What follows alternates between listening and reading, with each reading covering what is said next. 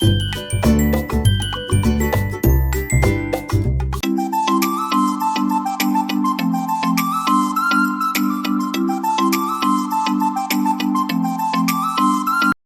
Friends, welcome back to my YouTube channel. माझ्या चॅनलवर already मी शंकरपाळे आणि दाणेदार बेसनाचे पुरीचे लाडूची रेसिपी अपलोड केली आहे. तर दिवाळीनिमित्त आपण 2 गोडाचे पदार्थ तर बनवून झालेच, तर मग आज आपण बनवूया एकदम कुरुम क्रिस्पी असा पातळ पोह्याचा चिवडा.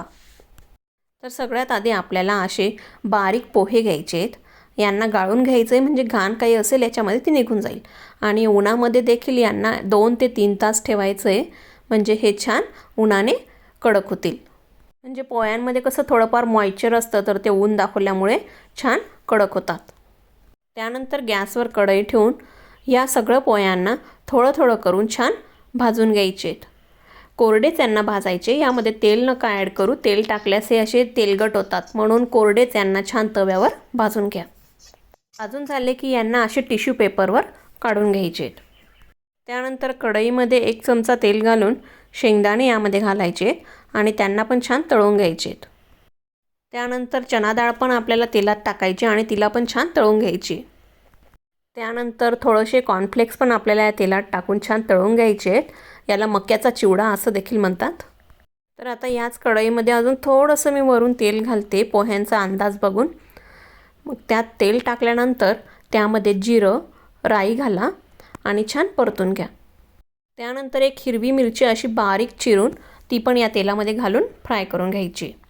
त्यानंतर 1 ते 1.5 चमचा हळद आपल्याला यामध्ये घालायची आहे. आणि मग जे आपण फ्राय केले होते सगळं दाया, शेंगदाणे, मक्याचा चिवडा तो यात टाकून आपले भाजलेले पोहे पण आपल्याला यामध्ये घालून छानपणे मिक्स करायचं आहे. त्यानंतर अंदाजाने चवीनुसार यामध्ये आपल्याला मीठ टाकायचं आहे आणि 1 चमचा पिठी साखर पण आपल्याला यामध्ये घालायची.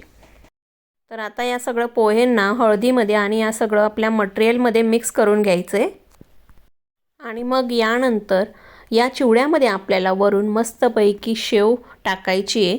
शेव ऑप्शनल आहे, तुम्हाला आवडत असल्यास घाला, नाही घातली तरी चालेल. आणि मग आता गॅस बंद करून घ्या. झाला आपला रेडी क्रिस्पी छान टेस्टी असा पोह्याचा चिवडा. खूप छान टेस्टी कुरकुरीत असा हा पातळ पोह्याचा चिवडा तयार होतो आणि थोडा देखील हा तेलगट होत नाही. तुम्ही याला हातात घेऊन बघू शकता, थोडंही तेल तुमच्या हाताला लागणार नाही. चला तर मग बनवून बघा तुम्ही पण या दिवाळीला हा टेस्टी असा कुरकुरीत पोह्याचा चिवडा.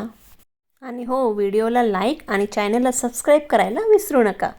चला तर मग भेटूया पुढच्या एका नवीन रेसिपीमध्ये. तोपर्यंत स्वस्त राहा, मस्त राहा आणि खात राहा.